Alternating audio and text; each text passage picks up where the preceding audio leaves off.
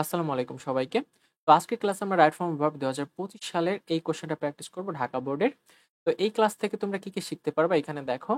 তো এইখানে আমরা প্রত্যেকটা কোয়েশ্চেন ডিপলি এক্সপ্লেনেশন করব এবং কিভাবে তোমরা এক্সাম হলে কম সময়ে সলভ করবা এই বিষয়গুলো এই ক্লাসে মূলত দেখানো হবে। তো আমাদের প্রথমে সম্পূর্ণ প্যাসেজটা একবার রিডিং পড়তে হবে।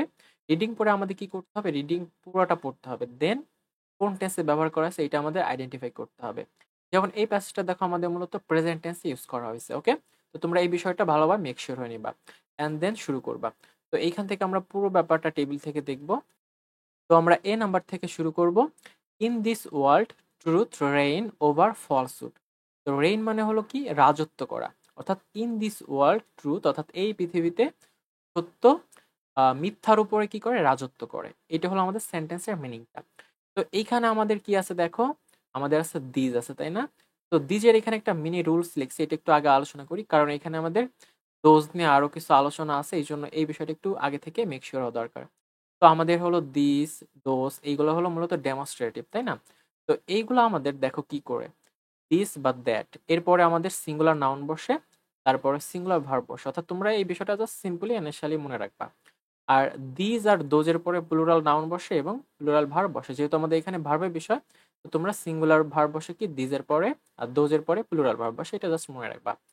আর আমাদের এইখান থেকে তোমরা যদি এটা বুঝতে পারো তাহলে এখান থেকে তোমরা 3টা কোশ্চেন ইজিলি সলভ করতে পারবা। তো সেটা একটু দেখি। আমাদের যদি প্রেজেন্ট ইনডিফিনিট টেন্স হয় আর সাবজেক্টটা যদি থার্ড পারসন সিঙ্গুলার হয় তাহলে মেইন ভার্বের সাথে এস বা যুক্ত করতে হয়, তাই না? আর যদি ব্র্যাকেটে আমাদের এখানে বি থাকে তাহলে আমাদের এম ইজ আর ওয়াজ ব্যবহার করতে হয়, ওয়াজ আর পাস্ট টেন্সে। আর প্রেজেন্ট ইনডিফিনিট টেন্সে সাবজেক্টটা যদি প্লুরাল হয় তাহলে মেইন ভার্ব যেমন আছে তেমনই থাকে, তাই না? তো এইখানে আমাদের দেখো দিস আছে, তো দিস থাকা মানেই হলো আমাদের সিঙ্গুলার ভার্ব বসবে। আর এখানে সিঙ্গুলার ভার্ব, এখানে দিসটা মূলত থার্ড পারসন হিসেবে বসছে। তো এই জন্য আমরা এখানে কি করব? ইন দিস ওয়ার্ল্ড ট্রুথ, এইখানে আমরা জাস্ট ভার্বের সাথে একটা এস যুক্ত করব, ঠিক আছে? That's it. তো এইটা হলো আমাদের এ নাম্বারের কারেক্ট অ্যান্সারটা। বি আর সি আমরা একসাথে দেখবো, এখানে অনেক কিছু বোঝার আছে, তোমরা একটু দেখো ব্যাপারটা ক্লিয়ার। বি আর C, those who are always in the habit of speak the truth respect everywhere. তো এখানে আমাদের দেখো একটা সেন্টেন্সে দুইটা গ্যাপ আছে, তো এইখানে আগে তোমাদের একটু বুঝতে হবে। এখানে দেখো those who are always in the habit, তো এখানে হু আছে, তাই না? তো হু এখানে আমাদের মূলত ক্লোজ মার্কার। তো হু এর পরে ভার্ব আছে আর, তারপরে দেখো স্পিক আবার আরেকটা ভার্ব, সির পরে আবার এই রেসপেক্টটা আরেকটা ভার্ব। তো এইখানে আমাদের জাস্ট সিম্পল আমরা বি নাম্বারটা আগে সলভ করি, তাহলে আমরা সি নাম্বারটা ইজিলি বুঝতে পারবা। তো বি নাম্বার সলভ করার জন্য সাবজেক্ট ভার্ব কিচ্ছু লাগবে না, জাস্ট এর আগে দেখো একটা অংশ আছে কি, অফ আছে, অফটা হলো প্রিপজিশন। তো এইখান থেকে আমাদের 3টা কোশ্চেন তোমরা সলভ করতে পারবা বুঝতে পারলে। তো সাধারণত প্রিপজিশন, অফ, ফর, ইন, এট এইগুলোর পরে মূলত ভার্বের সাথে আইএনজি যুক্ত করতে হয়। আর টুর পরে ভি অন বসে আমরা সবাই জানি। আর কিছু টু যুক্ত ফ্রেজ আছে, look for to with a view to get use to, এগুলোর পরে মূলত ভার্বের সাথে আইএনজি যুক্ত করতে হয়। তো এখানে যেহেতু অফ আছে তো সিম্পল আমরা বি নাম্বারে স্পিকিং করে দিতে পারি, তাই না? আমরা এখানে করে দিতে পারি স্পিক। তো এখানে সেন্টেন্সটা একটু বোঝার ট্রাই করো।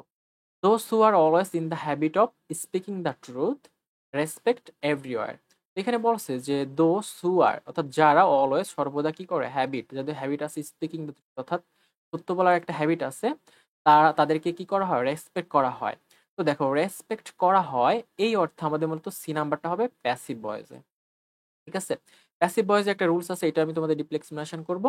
তো এইখান থেকে তোমরা একটু বুঝে নাও। এখানে দেখো who are always in the habit of speaking the truth, মূলত এই অংশটুকু থেকে এই অংশটা তুমি বাদ দিতে পারো, ঠিক আছে?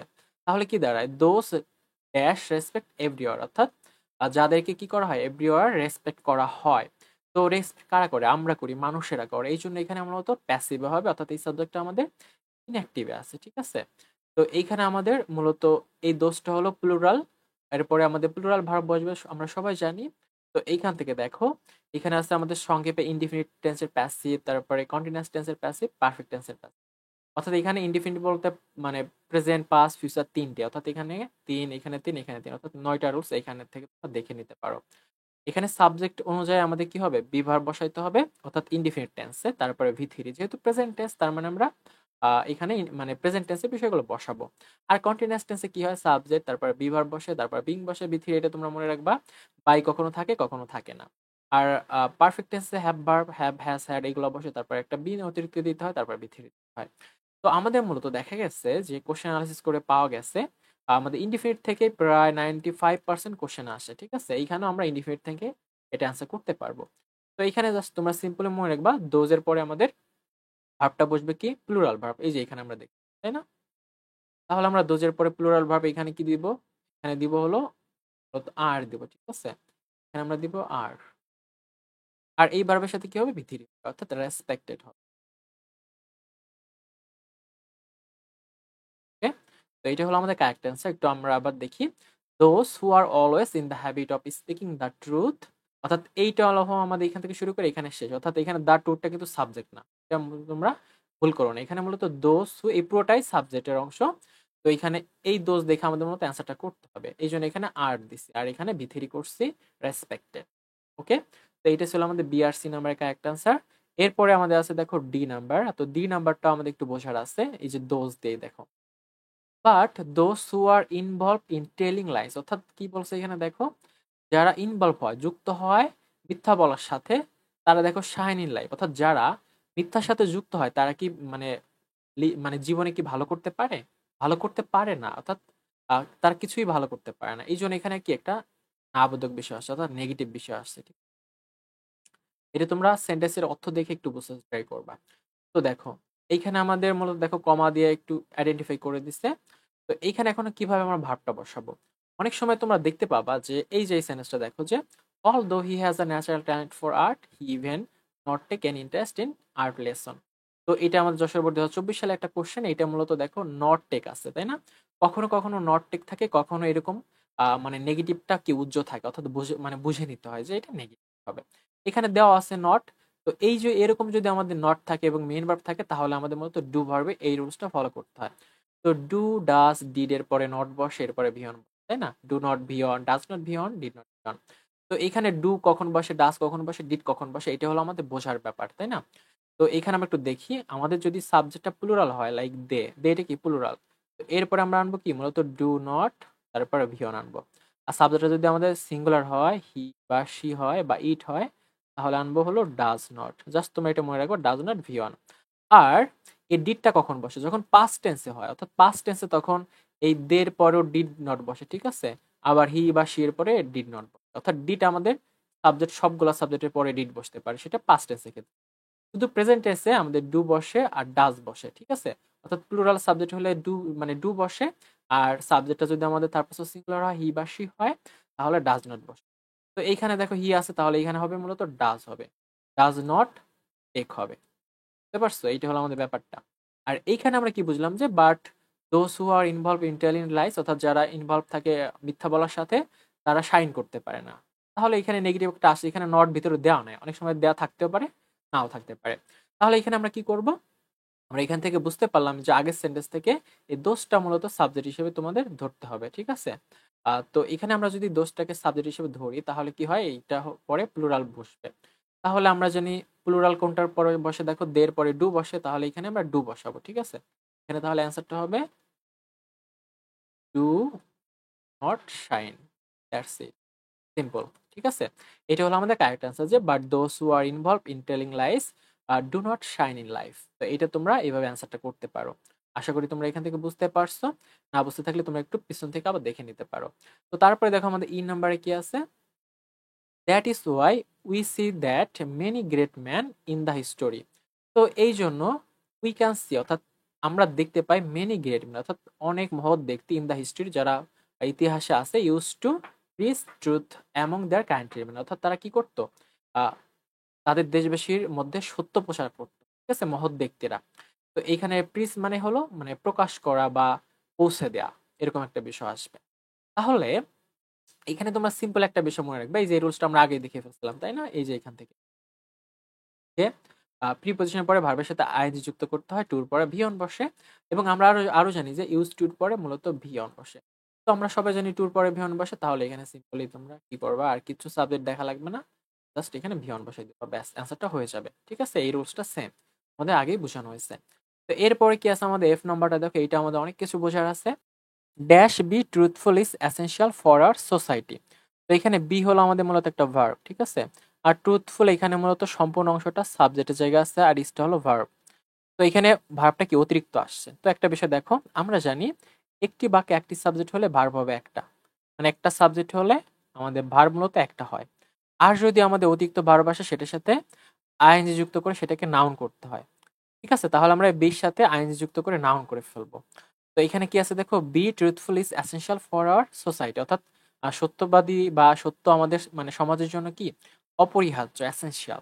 তাহলে এই বির সাথে আমাদের কি করতে হবে, যেহেতু প্রথমে আছে আমরা বড় হতে দিব বি, তারপরে আইএনজি। ঠিক আছে, তাহলে আমরা বলতে পারি being truthful is essential for our society. এখানে আর বিটা ভার্ব না, এটা আমাদের মূলত নাউন হয়ে গেছে, বা তোমরা জেরার বলতে পারো হয়ে গেছে। অর্থাৎ being truthful is essential for our society. এইটা হলো আমাদের এফ নাম্বারের অ্যান্সার। তো তারপরে দেখো জিআরএস, এইটাও তোমাদের অলরেডি বোঝানো হয়েছে। দেখো it dash hold the highest value, তো এটা হাইজেস্ট ভ্যালু হোল্ড করে it make our society better, অর্থাৎ আমাদের সোসাইটিকে বেটার করতে, তৈরি করতে। তো এটা আমরা এই নাম্বারটা আগে অ্যান্সার করে ফেললে ইন আছে, তাই না? তো এই যে রুলসটা তোমাদের আগে দেখানো হয়েছে, প্রিপজিশনের পরে ভাবে সাথে আইএনজি, তাই না? সিম্পল, এটা তোমরা দেখে ফেলছো আশা করি। তাহলে এখানে কি হবে, মেকিং হবে, মানে 1 সেকেন্ডে আমরা অ্যান্সার করে দিতে পারি, তাই না? তো এখানে ইট আছে, তাহলে ইটটা আমরা কি মূলত থার্ড পারসন সিঙ্গুলারের মধ্যে ফেলাবো। আর যেহেতু মেইন ভার্ব আছে, মেইন ভার্বের সাথে এস যুক্ত হবে, তাহলে হবে কি হোল্ড হবে, হোল্ডস। অর্থাৎ আমরা বলতে পারি it holds the highest value in making our society better. তো আশা করি তোমরা এখান থেকে বুঝতে পারছো কিভাবে অ্যান্সার করলাম আমরা। তারপরে দেখো আই, আই নাম্বার কি আছে, দিস কোয়ালিটি, এই গুণ, dash consider as one of the essential factors that inspires us from within.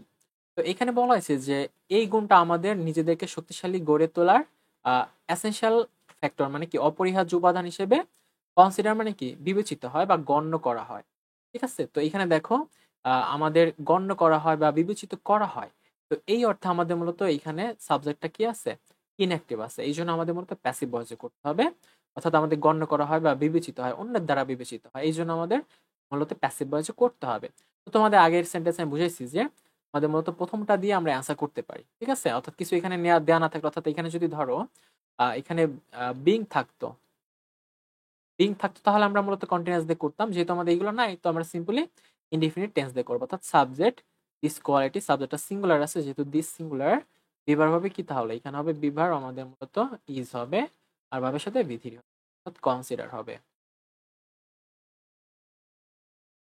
এখানে একটু বোঝার আছে, সেটা হলো দেখবা ম্যাক্সিমাম ক্ষেত্রে এখানে বাইটা থাকে না, এখানে মূলত অর্থের উপর ডিপেন্ড করতে হয়।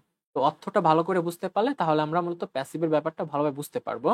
এবং এখানে দেখতে হবে যে হয় কিনা বা কেউ করে কিনা, এরকম অর্থ থাকলে আমাদের মূলত প্যাসিভ ভয়েসে করতে হয়। ওকে, তো তারপরে দেখো আমাদের যে নাম্বার কি আছে, a truthful man is a trust person, অর্থাৎ একজন সত্যবাদী মূলত বিশ্বাসযোগ্য, তাই না? বিশ্বাসযোগ্য ব্যক্তি। তো এখানে একটু ব্যাপারটা একটু ব্যতিক্রম তোমাদের কাছে মনে হতে পারে। দেখো আ ট্রুথফুল ম্যান, সাবজেক্ট ইজটা ভার্ব আছে, তাহলে ট্রাস্ট আরেকটা ভার্ব আসছে। তো এইখানে ওই যে ওই আরেকটা ভার্ব আসলে যে ভার্বের সাথে আইএনজি যুক্ত করতে হবে, সেটা এখানে করা যাবে না। কেন যাবে না সেটা বলি। কারণ এখানে দেখো পার্সনটা হলো নাউন। তো নাউনের আগে আমরা জানি যে প্রি মডিফাই দ্য নাউন, এটা আমাদের মডিফাইয়ে পড়ছি যে নাউনের আগে মূলত অ্যাডজেক্টিভ বসে। তো আমাদের মূলত পাস্ট পার্টিসিপল ফর্ম আছে, তাই না? ভি অন, তারপরে V two, V three. V three হলো আমাদের মূলত পাস্ট পার্টিসিপল ফর্ম, অর্থাৎ আমাদের ভার্বের সাথে ভি থ্রি যোগ হয়। তো এই পাস্ট পার্টিসিপল ফর্ম আমাদের অনেক ক্ষেত্রে কিন্তু অ্যাডজেক্টিভ হিসেবে বসে। তো এইখানে আমরা এই জন্য ট্রাস্টের সাথে জাস্ট ভি থ্রি করে দেবো। ওকে, তাহলে আমরা বলতে পারবো আর truthful man is a trusted person. তো তোমরা এখানে বুঝতে পারতেছো, জাস্ট তোমরা যারা রিডিং স্কিল ভালো আছে তারা কিন্তু এখানে ট্রাস্টেড কথাটা অটো চলে আসে, তাই না? তো তারপরে দেখো আমাদের কে নাম্বারে কি আছে, অ্যান্ড দিস ট্রাস্ট, অর্থাৎ এই যে যে বিশ্বাস, এই বিশ্বাস কি করে, বিল্ড কনফিডেন্ট ইনা, এটা আমাদের কনফিডেন্সকে বিল্ড করে। তো এখানে দিস ট্রাস্ট আমাদের কি subject third person singular, main verb আছে, তাহলে ভার্বের সাথে এস বা যুক্ত করতে হবে। এখানে কিন্তু প্যাসিভ কিছু বোঝায় নাই। ওকে, তো আমরা বলতে পারি অ্যান্ড দিস ট্রাস্ট বিল্ড, হ্যাঁ বিল্ডস হবে, জাস্ট একটা এস যোগ করতে হবে। এই রুলসটা অলরেডি পড়াইছি, তাই আরেকবার দেখালাম না। তারপরে দেখো এল নাম্বারে কি আছে, confidence make us feel better. তো প্রথম লাইনে ছিল and this trust builds confidence in us. তো এই কনফিডেন্সটা আমাদের কি করে, আমাদেরকে আরো বেটার করে তোলে। তো মেকটা হলো আমাদের মূলত পজিটিভ ভার্ব। তো পজিটিভ ভার্বের অর্থাৎ মেকের পরে আমাদের মূলত বিহন বসে, তাহলে আমরা simply confidence make us feel better দিতে পারি। ঠিক আছে, তো এই বিষয়টা একটু মানে একটু আলাদা টাইপ রুলস, এটা তোমাদের হয়তো নতুন মনে হতে পারে। তো এটা একটু তোমরা এখানে জেনে রাখো যে পজিটিভ ভার্ব মেকের পরে মূলত বিহন বসে। ওকে, তারপরে আমাদের গেট আছে, এটার পরে আমাদের ভি3 বসে। তো এখানে আরো বিস্তারিত পজিটিভ ভার্বের ক্লাসে তোমরা পেয়ে যাবা। তো তারপরে দেখো আমাদের এম নাম্বারে কি আছে, when we start get comfortable with speaking the truth, অর্থাৎ যখন আমরা মানে সত্য বলা একটা কমফোর্ট জোনে চলে আসে তখন কি হয়, we will begin to prosper, তখন আমরা কি শান্তি মানে প্রসপার হই, উন্নতি লাভ করতে থাকি, তাই না?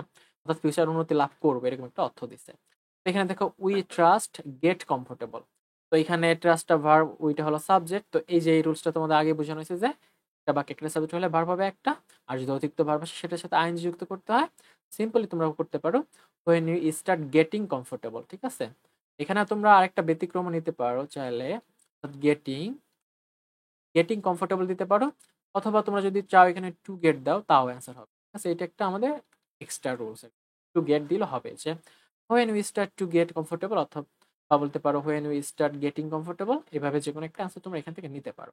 তো আশা করি তোমরা এম নাম্বারটা বুঝতে পারছো। তারপরে দেখো আমাদের এন নাম্বারে কি আছে, তো we should try hard stay from the lies, তো এই জন্য আমাদের উচিত মিথ্যা থেকে দূরে থাকা। ওকে, তো এইখানে কি আমাদের একটা উদ্দেশ্য হওয়া উচিত যে মিথ্যা থেকে দূরে থাকতে হবে। তো আমরা এই জন্য আমরা এখানে কি করতে পারি, টু প্লাস বিয়ন্ড দিতে পারি, ঠিক আছে? আর এমনি ট্রাই এর পরে দেখা গেছে ম্যাক্সিমাম ক্ষেত্রে ট্রাই টু বসে। তো আমরা বলতে পারি যে so we should try to stay, এরকম বলি না, ট্রাই টু ডু এরকম আমরা বলি, কিন্তু আমরা বলতে পারবো so we should try hard to stay, to stay. আর এখানে একটা আমাদের মূলত উদ্দেশ্য বোঝাচ্ছে, এই জন্য আমরা এখানে টু প্লাস বিয়ন্ড দিব, অর্থাৎ আমরা ইনফিনিটি অ্যান্সারটা করলাম। তো আশা করি তোমরা পুরো ক্লাসটা শুরু থেকে শেষ পর্যন্ত করছো, তার জন্য তোমাদের অসংখ্য ধন্যবাদ জানাই। তো ক্লাসটা কেমন আছে সেটা জানো, তোমাদের মতামত ব্যক্ত করতে পারো কমেন্ট সেকশন।